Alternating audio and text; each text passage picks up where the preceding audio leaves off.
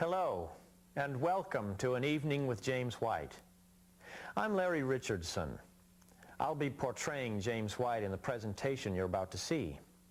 I also wrote the script for the play, or should I say, compiled the script from the actual writings of James White.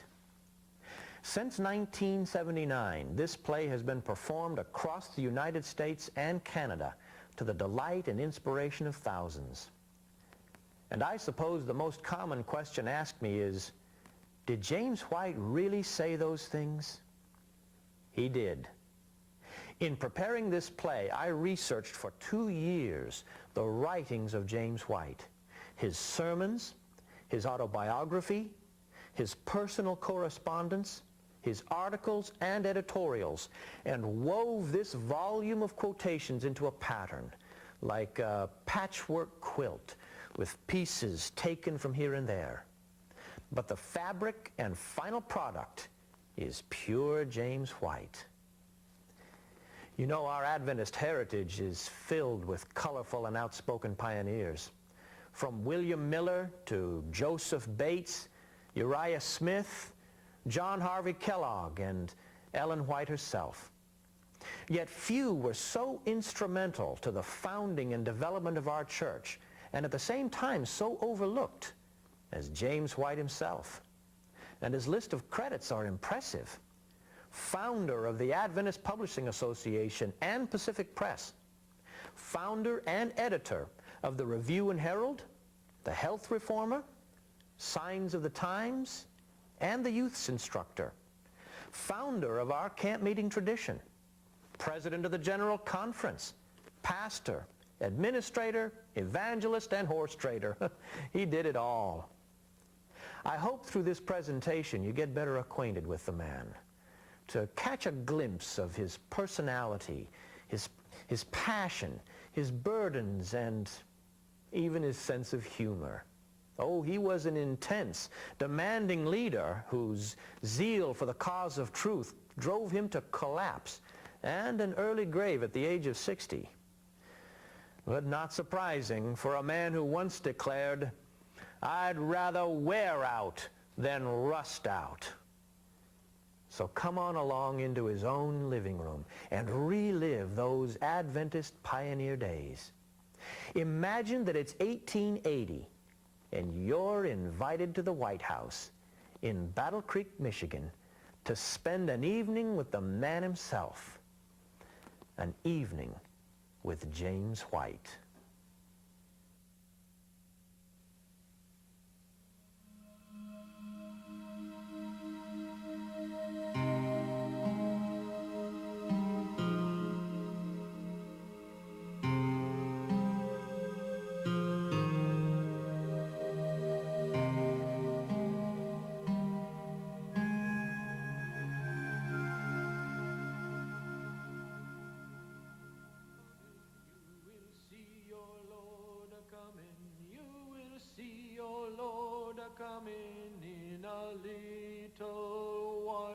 While a choir of angels, while a choir of angels, while a choir of angels will be chanting in the air. Actually, I'm expecting to see Ellen in a little while. She should be home any time now. I'm trying to take the chill off the room. Yeah. Oh, you know Ellen, of course. Well, there she is in our family picture, right along with me, and of course beside me is Edson. He was born in 1849. Willie's on my other side. He came along in 1854. Myself, I'm not from Battle Creek. I was born in Palmyra, Somerset County, Maine, August 4th, 1821. In my father's family, I stand in the center of 9 children, 4 above me and 4 below. My parents say that I was an extremely feeble child. I had what the doctors called worm fever, resulted in fits which turned my eyes, nearly destroyed my eyesight. I'm reported to have been extremely cross-eyed. A feeble, nervous, partially blind boy. Because of those reasons, I could not enjoy the common advantages of school. No, sir. Not till I was 16 years old, when my health and strength greatly increased and my eyesight became quite natural, could I read a single verse from the New Testament without resting my eyes. And I could do but little toward making up the almost total loss of 10 years of education. Why, at the age of 19, I couldn't work a simple arithmetic problem, and I couldn't tell a verb from an adverb. I have attended high school in all a total of 29 weeks. And the total cost of tuition, books, room, and board has not amounted to $50.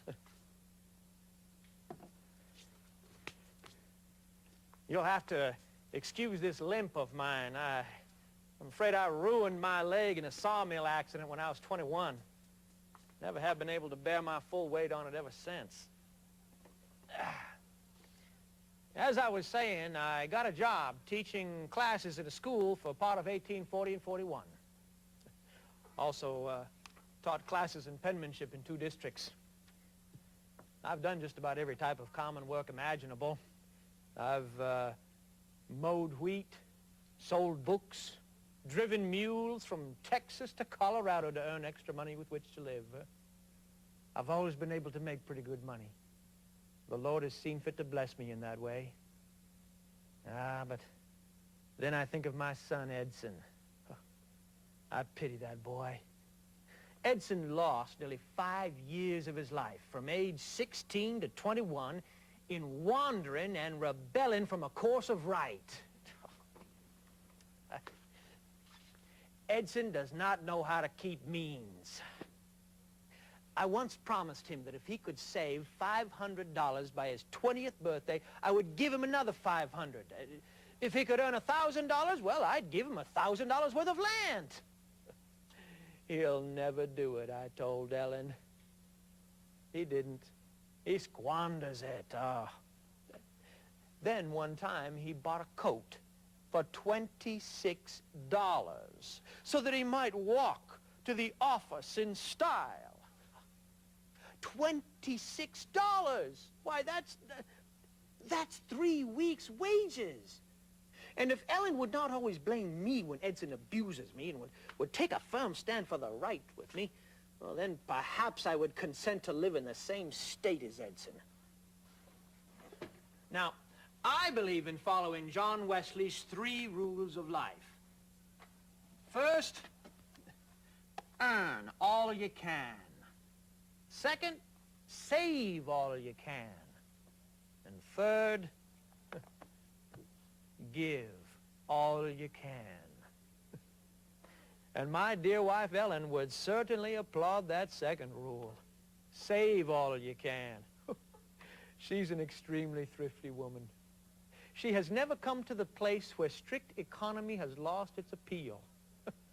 To her, it is one of life's crowning virtues.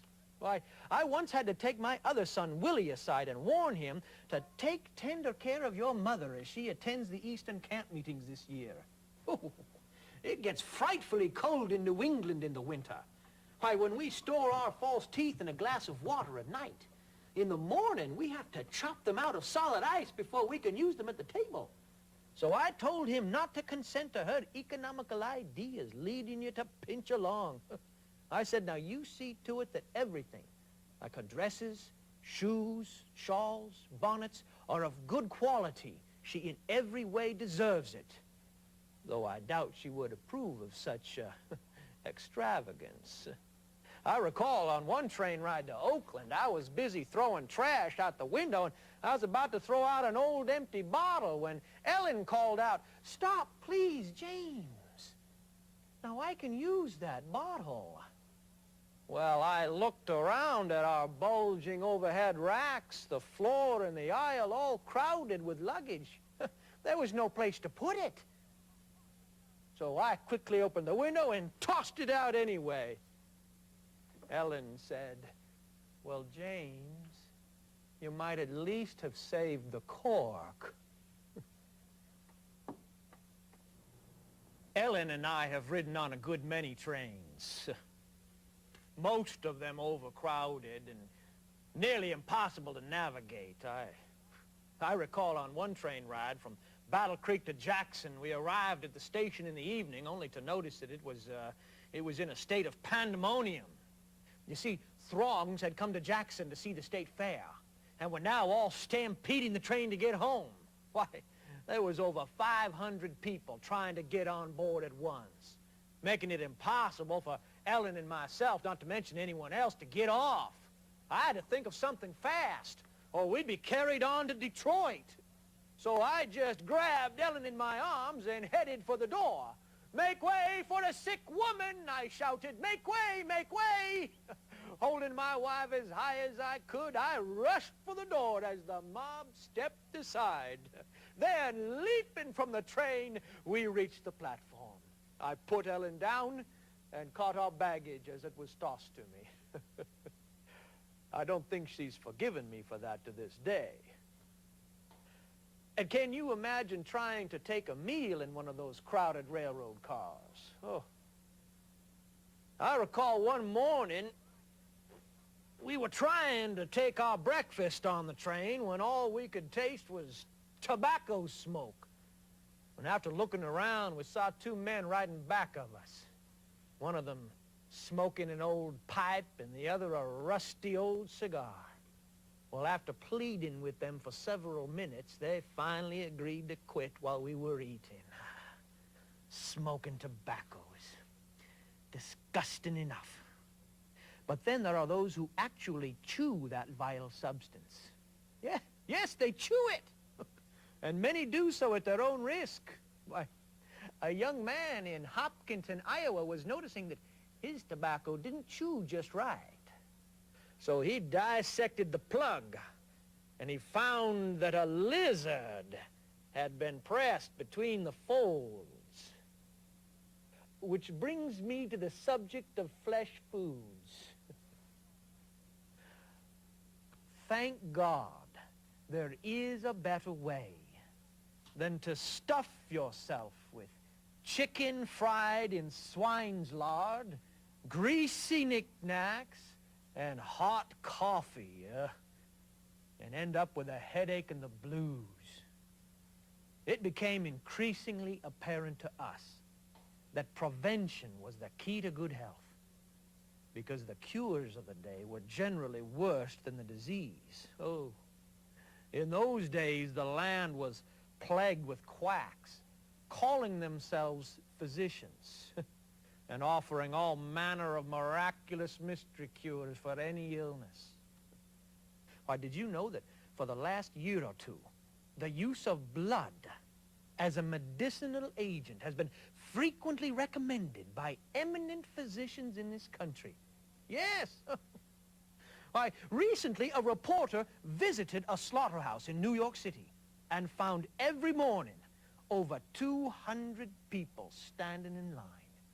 Gentlemen and delicate young ladies, all holding a glass and waiting to drink the warm blood cut from the throat of some poor steer. Oh. Actually, when the Lord presented the great health message to Ellen back in 1863, alcohol, drugs, and overwork were also included. She was shown that Sabbath keepers, as a people, labor too hard. And in that regard, I'm perhaps the worst offender. I have suffered 3 strokes of paralysis brought on by my continual physical and mental strain. As to my present health, well, I'm still on the mend. I do suffer pains in my head and fits of insomnia. And at times when I'm at my desk writing, I break into a sweat that drenches my clothing. I mean to be more temperate, but when I see there is so much to be done, Well, I am inclined to undertake more than I can consistently accomplish.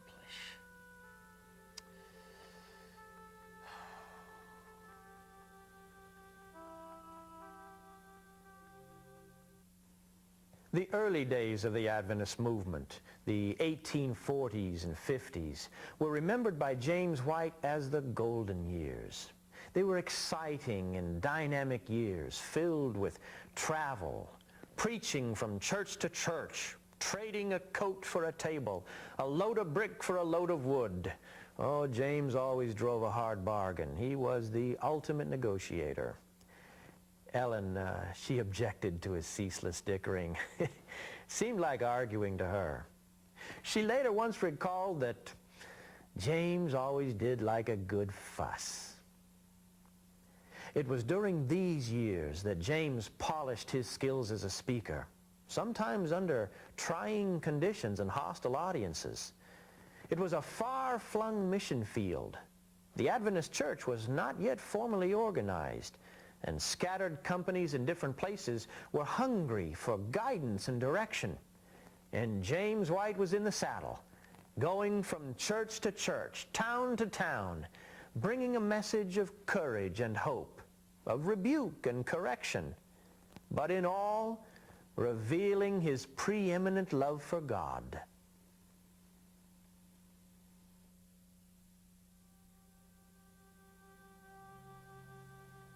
Where is that woman?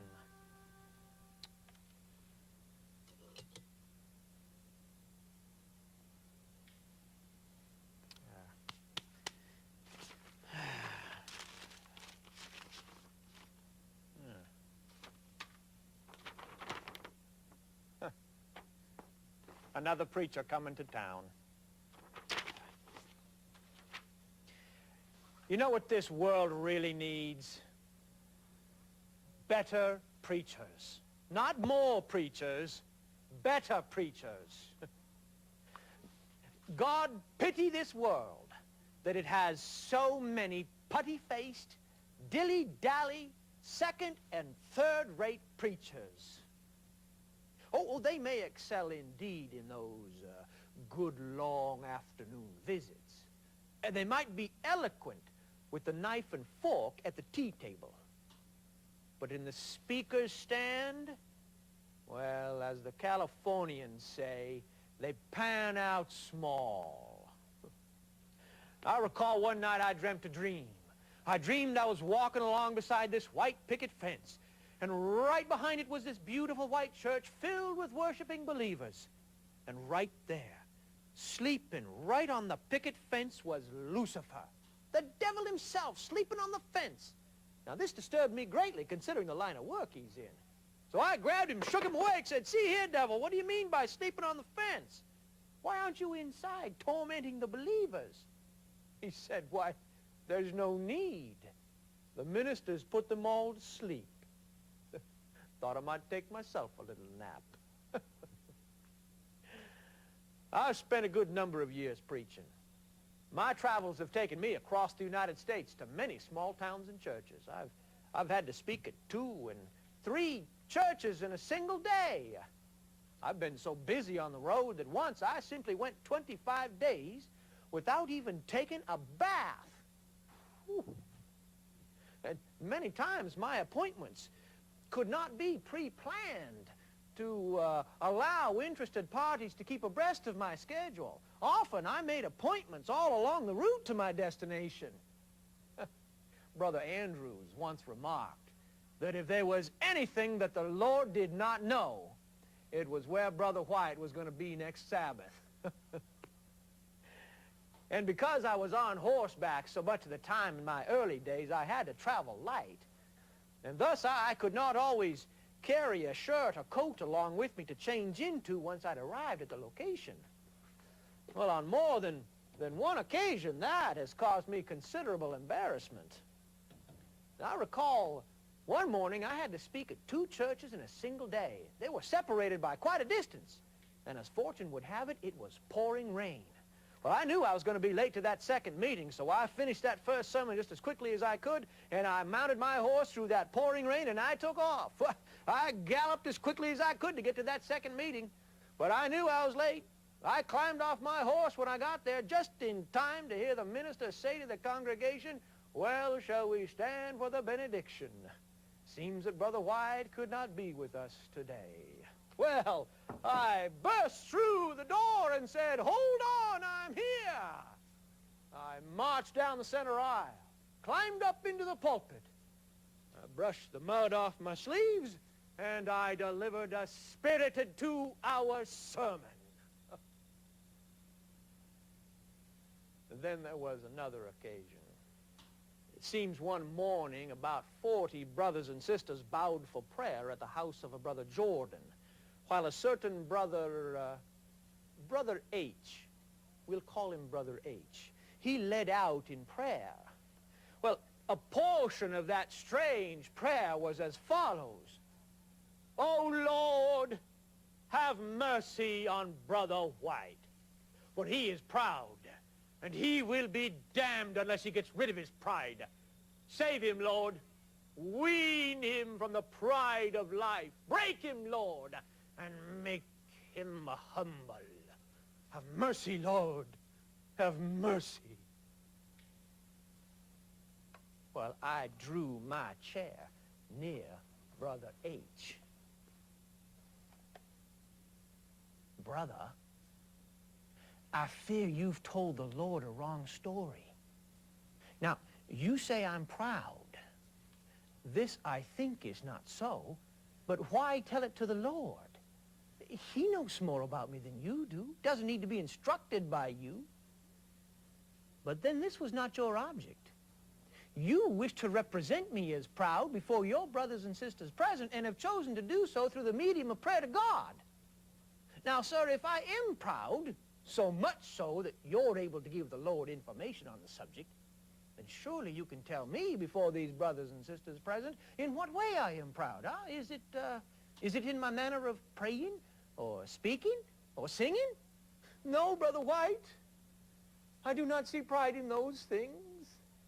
Well, is it manifested by my worn-out clothing? Please look me over. Do you see pride in these patched boots of mine? Maybe in these soiled pants, or maybe there's some pride in this rusty old coat, or this old tattered vest, perhaps. No, Brother White, I do not see pride in those things. But James, when I saw that starched collar on you, oh, God only knows how I felt." And then he wept. Yes, wept as though his heart would break. Of course, that was just for effect. You see, to watch this coarse, hard-hearted man, who possessed in his very nature just a little bit more tenderness than a crocodile, and about as devoid of moral and religious training as a hyena, shedding hypocritical tears for effect, it was enough to make a stoic laugh. Brother H, please, let me explain about this starched collar. I might be able to help you. You see, when I arrived at this conference, Sister Rounds offered to do my washing for me.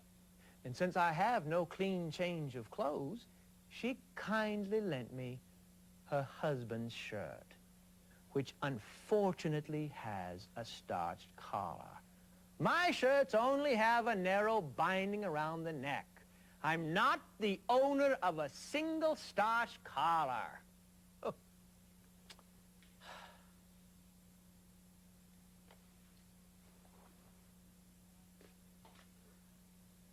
The life of a preacher is never very easy. But it is never so distressing as when you must speak in the same town as Ellen, which I have had to do on numerous occasions. Oh. In fact, in one Methodist church, it was announced that both Ellen and I would speak that afternoon on the subject of health. Well, long before the hour set for the meeting, the hall was so crowded that fears were expressed that the floor might literally collapse. "Divide the speakers," someone shouted. the idea was that I should go instead and speak in some nearby meeting hall. I declined that invitation. Felt I wouldn't get my fair share of the audience. We settled the matter by finding a larger meeting hall. But never let it be said that my meetings were dull. Oh, no, quite the contrary. There were times my meetings were so lively that I actually feared for my life. Oh, yes. I recall one winter I was invited to speak to the school district near the Kennebec River on the doctrine of Christ's soon coming. The hall was filled, and many stood outside at the open windows. Now, as I was preparing to go to that meeting, several of my friends came to me and warned me that a mob of at least 300 had gathered outside that meeting hall. They warned me that if I regarded my life, to stay away from that meeting. Well, I took the matter before the Lord, and then I decided that I should go to that meeting, trusting in God to defend me. Well, we drew near the meeting hall, but as we drew closer, we could hear the shouting of the mob, and I was again warned by my friends who accompanied me to go no further lest I lose my life. But I told them I believed the Lord would in some way defend me, and I pressed forward. We found the meeting hall filled with women, all of the windows broken open, and the hall surrounded by enough men to fill 3 such houses. I pressed through the crowd and made my way to the pulpit. The greatest fear prevailed within this meeting hall, while unearthly yells seemed to be the delight of the mob outside. I called the meeting to order, and then I prayed, standing on my feet with my eyes open. I did that principally to watch out for flying snowballs. Oh, yes. Right in the middle of the prayer, this great big one whistled by my head and struck the wall behind me. I read my text from Peter relative to the burning day of God, and I started commenting on it to the folks in the audience, but only a few could hear me because of the shouting of the mob. Hundreds of snowballs were thrown at me through the open windows, but none struck me. I was young then, and I was agile. And I raised my voice above the noise of the mob. But as I was turning to my proof text, they seemed to be gaining advantage over me. My clothing and Bible were drenched from the melting fragments of hundreds of snowballs which had struck upon the wall and splattered all over us. This was simply no time for logic. So I closed my Bible, and I entered into a description of the terrible day of God and the awful end of the ungodly. I cried, "Repent and be converted, that your sins may be blotted out, or you will drink of the wrath of God. Turn to God for mercy and pardon. Turn to Christ and get ready for his coming. Or in a little while, on rocks and mountains you will call in vain. You scoff now, friend, but you will pray then."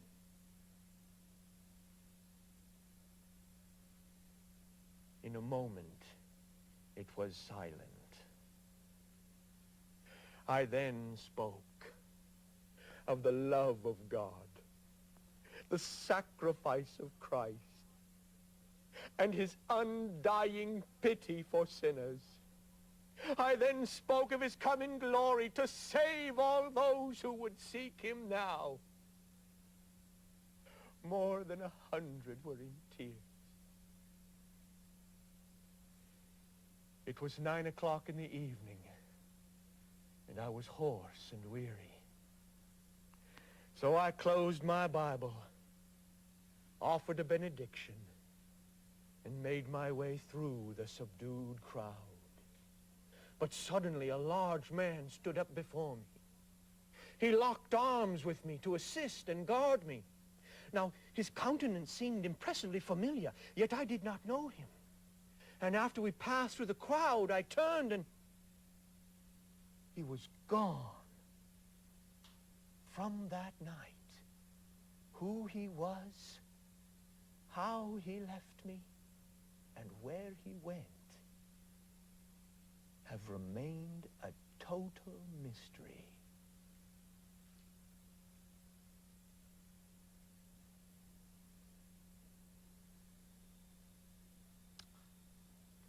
I do wish Ellen would hurry home. Seems we spend more time out of town than we do in town. I recall back in 1874, we only spent 2 Sabbath weekends in our Battle Creek home the entire year. And most of our responsibilities carry us off into totally different directions. We hardly see each other. We do write letters, though, of course, to stay in touch. I recall there was one letter I wrote to Ellen. Must have made a big impression on her, because she saved it. I've got it right here at the desk.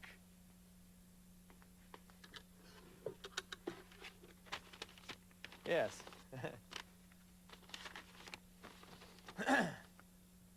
Dear Ellen, no letters from you for 2 days now. Signed, James White. Oh, yes, sir. Ah, yes, here's something. My old Daniel and Revelation chart. You know, many people have asked me about the extent of my involvement in the 1844 movement. I expect it all began for me when I was only about 20 years old. I attended a camp meeting in Exeter, Maine. I was deeply impressed with that Advent message. Could you imagine the world coming to an end on the Jewish Day of Atonement, October 22, 1844? I wrestled with the strong conviction that I should renounce my worldly plans and give myself to the work of preparing the people for the day of God. I purchased the chart right here that illustrates the prophecies of Daniel, and I set to work. Months I spent out in that great harvest field, doing what I could. Can you imagine the burden we felt? I visited 2 towns every day, and sometimes I spoke the same day in 3 towns. Congregations were crowded, and every meeting was wonderfully marked with the presence of the Holy Spirit. The numbers swelled, anticipation increased, and then finally the great day came. Breathlessly watching the skies, we waited. But as the sun sank beneath the hills, the day passed. Midnight came. The daylight broke. Nothing. The passing of time was a bitter one. We had given up all for Christ. The love of Jesus had filled every soul. It beamed from every face. And with inexpressible longing we had prayed, "Come, Lord Jesus, come quickly." But he did not come. And now, to turn again to the cares and perplexities of life, to face the jeers and the mockery of unbelievers who would scoff us right out of town. It was a terrible trial of faith and patience. My feelings were almost uncontrollable. I went out into a field and I wept.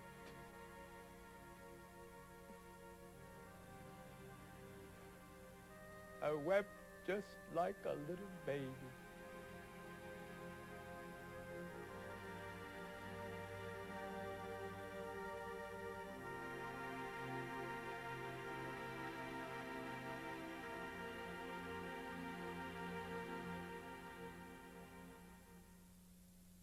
The great disappointment was devastating. It shook the followers of Christ and tried the faith of all believers. But in time, those remaining rose again to build a strong foundation. The Seventh-day Adventist Church was organized and given its name in 1860, and James White was named the General Conference President.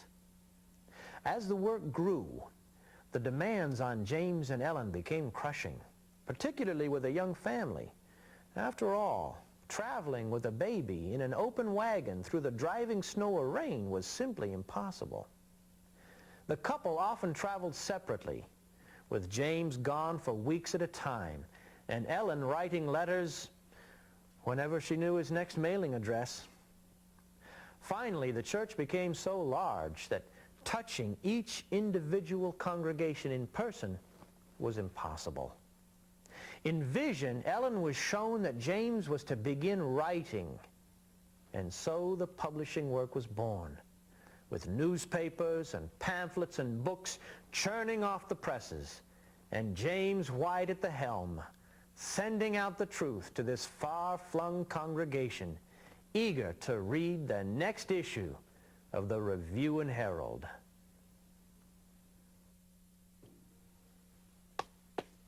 Not a very happy memory. Thousands left the movement after the Great Disappointment, and many of them bitterly ridiculed the rest of us. I ran into a scoffer the morning after that sad day. He scornfully said to me, "Well, James, you didn't go up yesterday now, did you?" I said, "Well, now, if I had gone up, where would you have gone?" The sneer left his face. In another case, an energetic Advent minister had been preaching the message, "Come out of her, my people! Come out of her, my people!" up until the Great Disappointment. Well, afterward, when he was asked, "Hey, brother, what is your message now?" he replied, "Well, now stay out of her." Then, of course, there was Brother Chaplin. Brother Chaplin, he wrote the Review and Herald back in 1853, and he indicated his sadness at the disillusion of the Adventists in his area after the Great Disappointment. I've got his letter here. I kept it at the desk. I told you about my limp. Yeah? Oh, of course.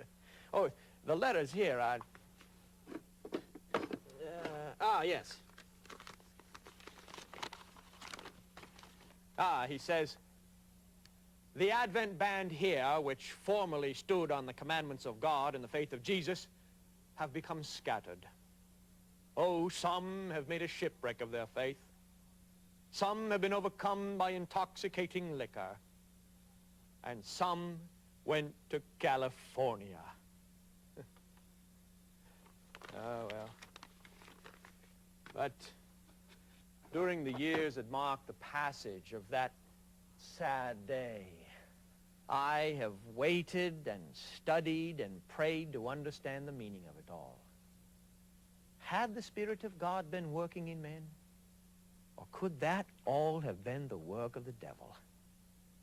Well, let me say now that of all the great religious movements since the days of the first apostles of our Lord, none stand out so pure of the imperfections of human nature and the wiles of the devil than that of the autumn of 1844. In fact, after looking back on it, I don't see how it could have been better, at least as far as the working of God is concerned. You see, the coming of the Lord was brought very near in 1844 to rid men of the love of this world. Oh, yes.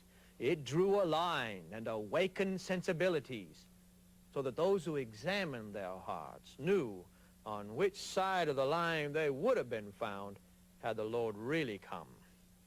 Well, but don't think the devil didn't have his hand in it at all. For one thing, the tongue of slander has haunted us for more than 20 years since 1844. Why, hundreds of people have taken delight in repeating those old threadbare falsehoods concerning the ascension robes. Oh, you must have heard those rumors.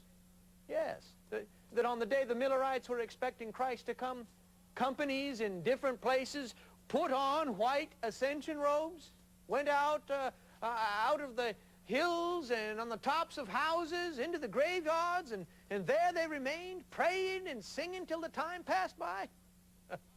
Nonsense. Reports of that nature have been denied hundreds of times in Second Advent periodicals. Proofs have been called for of the truthfulness of these statements, but no one has been able to produce a single one. I recall back in 1847, Ellen and I were on a steamboat ride heading from Portland, Maine to Boston, Massachusetts, and Ellen was talking to several strangers around her in the ladies' cabin about a fearful storm we had encountered in a recent passage, and of the importance of always being ready for the close of your probation, either at death or at the second coming of Christ. One of the ladies next to her said, "Why, that's just the way those Millerites talk." Those Millerites are the most deluded set on earth. In fact, and then she recounted that old ascension robe slander. Ellen asked her if she actually saw any of them with their robes on. And she said, "Well, no, I did not see any, but it is commonly reported and generally believed that they did make robes and put them on." Then Ellen asked her, "Well, surely you could give me the names of some who did." And to this she replied, "Names? Oh, I can give you names. There were, actually there were the Harmon sisters of Portland, Maine. Yes. Ellen and Sarah Harmon. Yes, now, my friend told me she saw their robes and saw them going into the graveyard with them on. And ladies, since that time has passed, they have become worldlings and infidels. Ellen could no longer restrain herself. She broke out into laughter and said, "Well, I'm Ellen Harmon. Glad to meet you." Oh, their reaction could be better imagined than explained.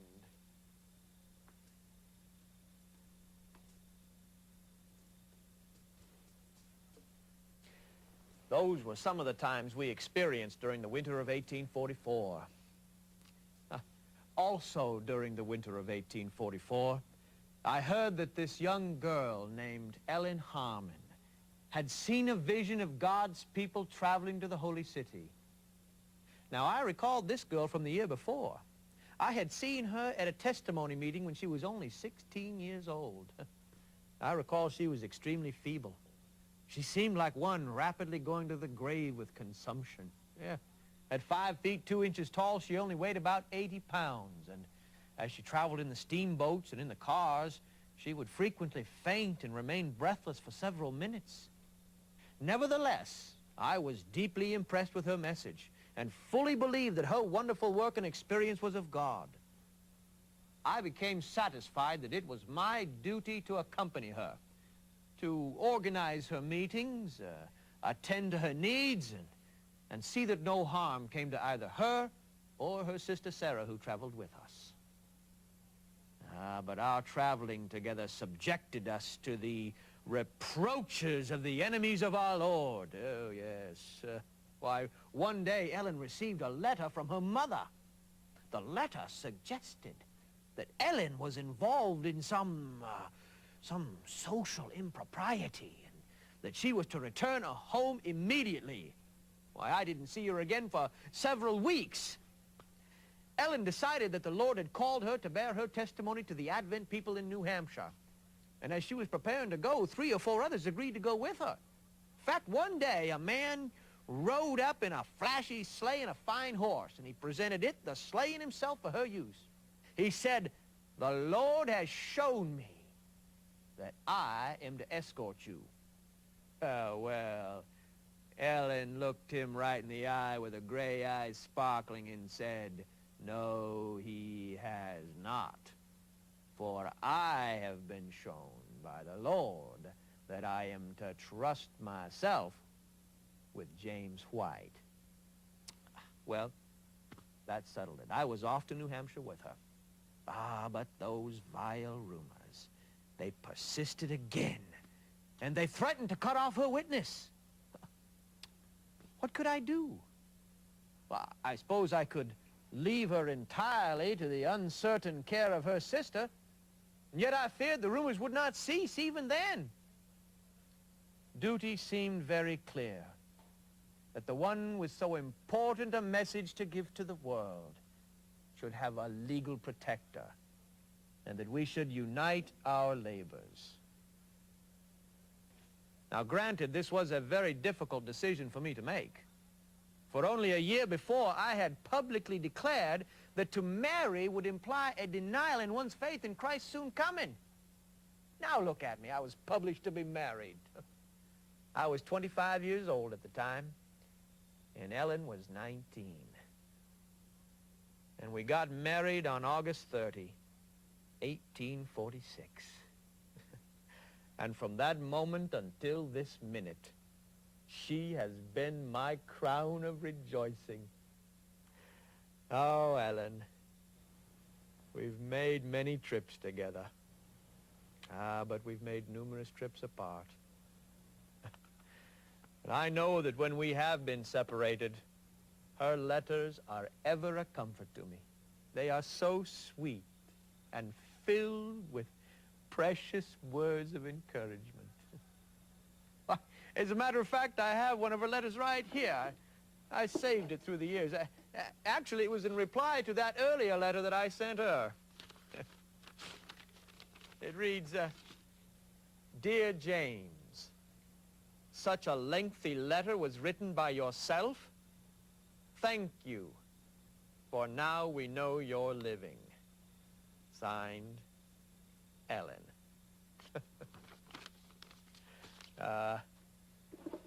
She really is a good woman. She's given me 4 sons, 2 of them still living, Edson and Willie. The other 2 died of sickness. And we almost lost Willie, too, back in 1857. He was only 2 years old at the time. You see, Willie had this little toy boat that he used to play with in the tub that we kept standing on the kitchen floor. He'd push it out in that tub of water and float it back and push it out. Jenny Fraser, our housemaid, occasionally kept an eye on him as she did her chores throughout the house, but she was out in a different room when she heard some gurgling sound one time coming from the kitchen, and she ran in, and there she saw little Willie totally submerged in the water. She grabbed him out of the water and took him to her breast and ran running through the house screaming, "He's dead, he's dead, he's drowned, he's drowned." Now, I was outside when I first heard the screaming, but Ellen met her right at the doorway and said, "Jenny, tell me now, was the water hot or cold?" But Jenny just kept screaming, "He's dead, he's dead, he's drowned, he's drowned."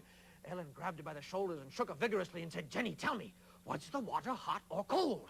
Jenny said, "Well, the water was cold, but what difference does that make?" Well, Ellen grabbed Willie and took him out to the front yard, stripped off his wet clothes, began rolling him on the grass. Water began pouring out of his nostrils and mouth. Occasionally, she picked him up to look for signs of life, but there was none. 5 minutes passed, 10 minutes, still no sign of life. By now, the neighbors had gathered round to watch this frantic mother trying to revive a drowned baby. 15 minutes passed, still no sign. One of the ladies next to her said, "How dreadful to see her handling that dead child so. Someone go and take it away from her." But I intervened and said, "No, you will not. That child is hers, and no one will take it from her." Finally, after 20 minutes, the tiniest flickering of an eyelash and the littlest puckering of the lips could be seen. Willie was alive. Yes. We picked him up and took him inside, wrapped him up in hot, thick cloths and changed them frequently. And soon, regular breathing was restored. A terrifying experience. But you want to know what can really strike fear into a man? It's trying to start up a publication without a penny to support it. But the Lord instructed Ellen that it was my job to write, and to step out in faith. And so I did. And soon the publications began rolling off. The Present Truth, Signs of the Times, the Health Reformer, the Youth's Instructor, and of course, the Review and Herald. You know, we started publishing the Review and Herald back in 1850, but those were the days of poverty. And so the paper carried no subscription price. We invited all to send whatever sums of money they could spare. Those who were too poor would receive the paper for free. But I soon became troubled that those who were in a position to send funds continued to receive the paper gratis. So we began to write in red ink the names of our readers in the margin of their paper. They were instructed that unless they immediately renewed their subscription, and I mean renewed it, that their names would be erased from our books and their subscription discontinued. Well, shortly we began doing that. I got this letter. A female reader from Wisconsin wrote the review office in threatening style the following note. If you discontinue the papers that you write on with red ink, we shall withdraw our support. Well, singular support that. We'd sent them the review for 1 year for nothing. But this seems to be the idea that some people have for supporting the review, huh? That is, do the publishers the great favor of taking their paper and reading it without paying for it, and then all the while complain and dictate to the editors. Publishing is an uphill work. Well, let's see what we have in the review this week. It's our latest shipment, ready for mailing.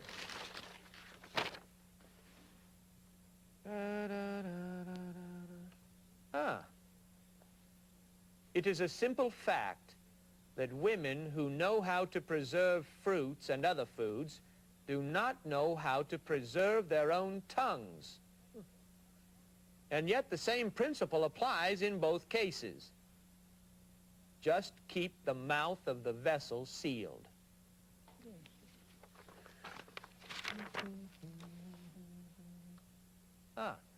A friend writes that there is in some places a difference of opinion with regard to the propriety of harnessing a team of horses and traveling from 6 to 10 miles to meeting on the Sabbath, and asks for light on the subject.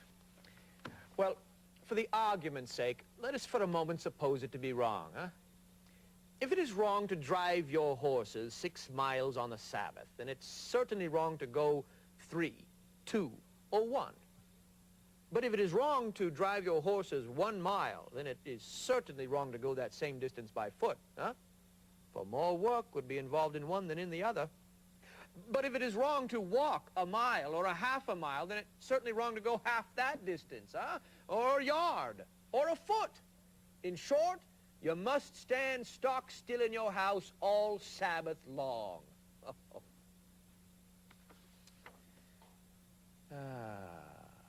A devout old saint writes and asks why we men folk don't shave off our beards. She thinks they look disgusting. Well, I do confess I have seen some beards that make a man look more like a billy goat than a patriarch. But I don't think I'll be shaving my beard off just yet. The final years of James White were filled with turmoil and heartache. Having stood at the head of this once infant organization, James struggled over the inevitable loss of control. It just became too big for one man to run. This led him to the point of exhaustion and 3 strokes. But delegating responsibility was never one of James' gifts. For example, in 1874, while trying to run the camp meeting circuit, James was away from home 50 of the 52 weeks. And this frantic pace was taking its toll. On top of it all, rumors began circulating that James White was guilty of improperly using church funds. Now understand, these were the days before checkbooks and receipts. Often James took donations from people with the simple request to use the money where it's needed most. And with James' keen sense of money management, his personal financial successes became fuel for the accusations of fraud and embezzlement. Formal investigation exonerated the Whites of any wrongdoing, but the public humiliation that James endured left a scar he could not easily forget. The physical and emotional strain which he continued to impose on himself finally led to a collapse. George Butler, the General Conference president at the time, urged the brethren to be loving and patient with James and to forgive his hasty words. And James recovered. He said of this time, "It was like scales falling from my eyes, and I could see." He realized the hurt he had caused, and he earnestly begged forgiveness. James, along with Ellen, continued to be a driving force in the church, and they are remembered by Seventh-day Adventists everywhere as tireless, fervent workers for the Lord. Well, the Lord has raised me up and sustained me when I should have been dead years ago. There comes a point in the life of every burden bearer when the feebleness of age will compel him to lay those burdens off on the shoulders of others. And here comes the careful study of every discreet man of when to lay off the burdens and how fast, or simply to learn to grow old gracefully. Well, I hope to restore that lost art to this fretting generation of growing old gracefully. I'm going to make you love me half to death. Oh, but look at this. I've got to clean this up. I can't let Ellen see this. Oh.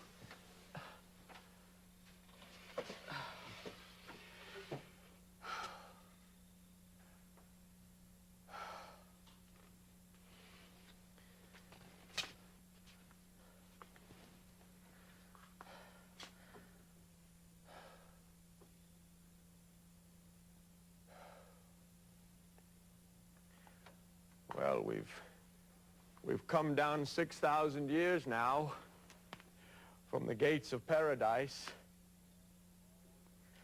and through all of its time, sin has reigned and iniquity abounded.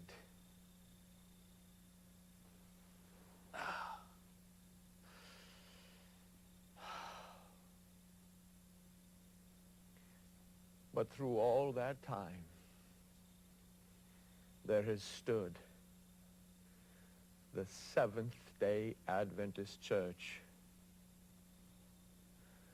And who are the Seventh-day Adventists? Where have they come from? What is its purpose? Well, we are gathered from nearly every denomination in the world and every nation on earth. And our purpose?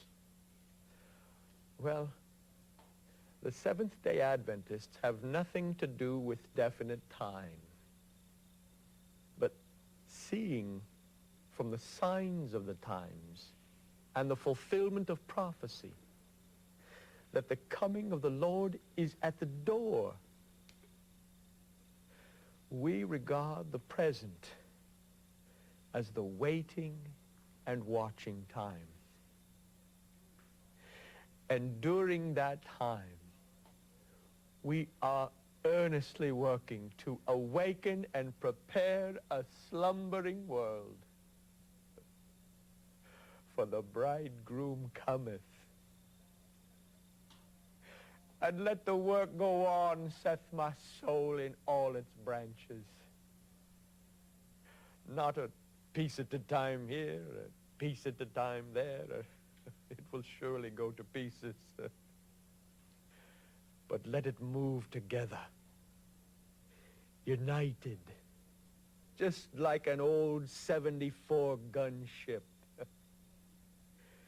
Because if we stand united, then we will endure all the perils of the final day and be ready to exclaim, as Christ comes down through the vaulted heavens, "Lo, this is our God.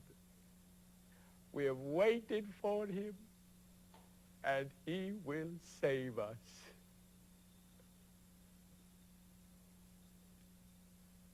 And then we are changed into immortality.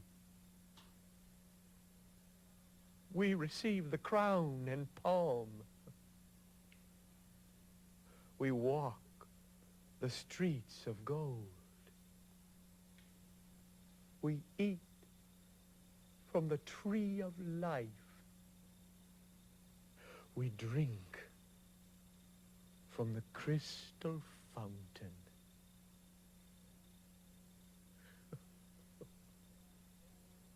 We behold the face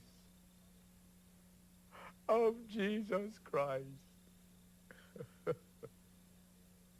We walk with the Redeemer. And this is the life that we are to enjoy forever and ever and ever. Dear God, help us to secure it. Help us all. Help me.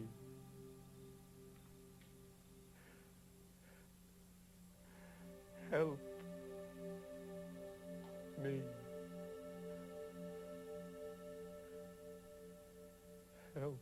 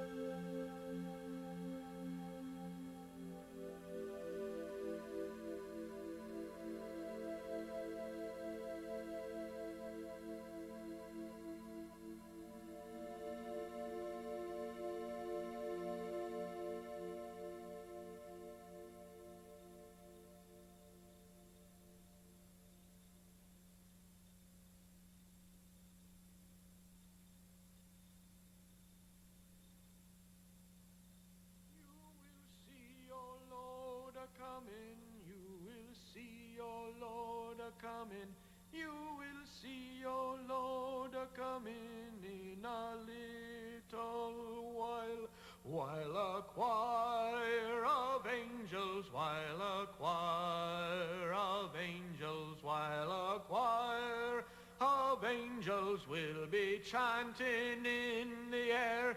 Gabriel sounds his mighty trumpet, Gabriel sounds his mighty trumpet, Gabriel sounds his mighty trumpet in a little while a choir of angels, while a choir of angels, while a choir of angels will be chanting in the air. Then we'll shout our sufferings over, then we'll shout our sufferings over, then we'll shout our sufferings over in a little